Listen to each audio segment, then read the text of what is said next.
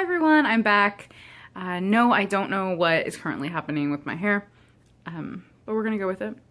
Today, I thought I would do a quick summary of and review of The Beast is an Animal by Peternelle van Arsdale, which I finally finished this week. My sad news is that I was supposed to meet Peternelle last week because she was in town. She was in Texas, very close to me, and we were gonna have lunch and I was gonna give her a tour of my library, but I had a death in the family. My grandmother passed away kind of suddenly and I had to go out of town. So that's okay. I mean, not that my grandma died, that sucked, but it's okay that I missed Peternelle because she'll be back in April. I'll see her in San Antonio at TLA, so it's not the worst thing. Anyways, I wanted to talk about this book because I have mentioned it several times because I slowly was making my way through it because I didn't want it to be over, and now being done with it, I kind of wish I'd read it all in one go. I don't know. Do you ever feel that way? Like conflicted about how you read a book? Maybe I'll go back and just read it all in one sitting. But a little bit about this book. So it is set in a fantasy world. Like, you know, one of those like kind of, not medieval, but you know, where you definitely recognize some elements of the world and they seem familiar to you because of your own history in your country, if that makes any sense. Anyways, so our main character, her name is Alice, and as a young girl of about 7, she has chronic insomnia.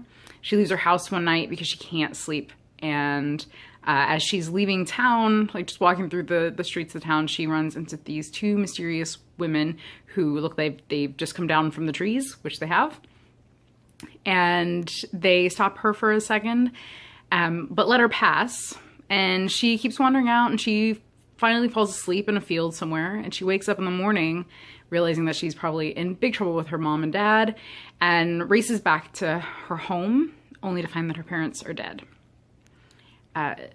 Luckily, just then a traveling trader comes along. His name's Paul, and he takes Alice under his wing, and they go and wake up the other children and find that all of the adults in the village have been killed.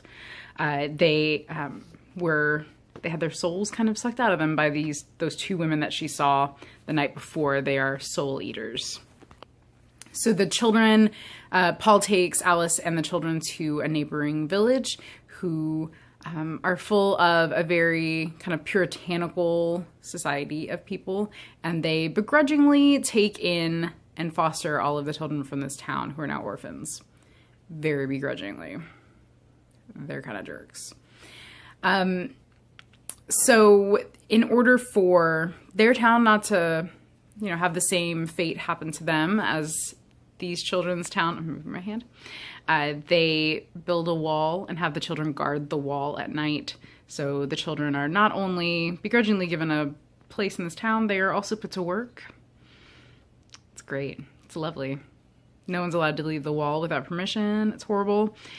And Alice is taken in by the local midwife and her husband, and she's kind of racked with guilt because she saw the women who killed all of their parents, and she feels connected to them somehow. When she saw them, she recognized something about them. In her time when she gets to go outside the wall to gather herbs and stuff for her foster mom, the midwife, she also comes across the Beast. The Beast is basically the devil character in the villagers' mythology and religion, and she encounters him, and he knows her. Like, he recognizes that she is also like the soul eaters, which is basically Alice's greatest fear. But he tells her that she has a large role to play in undoing the evil that the soul eaters are doing in this world. Every time they take a soul, they basically rip a hole in the fabric of the world. And so the hole gets bigger and bigger and it's swallowing things up. And Alice has to be the one to stop them and to fix the hole. Alice does not want to do this. She doesn't want to be magical. She doesn't want to be like the soul eaters, and she has to fight against her nature. And her nature that's like them, but also she needs to learn how to accept her nature.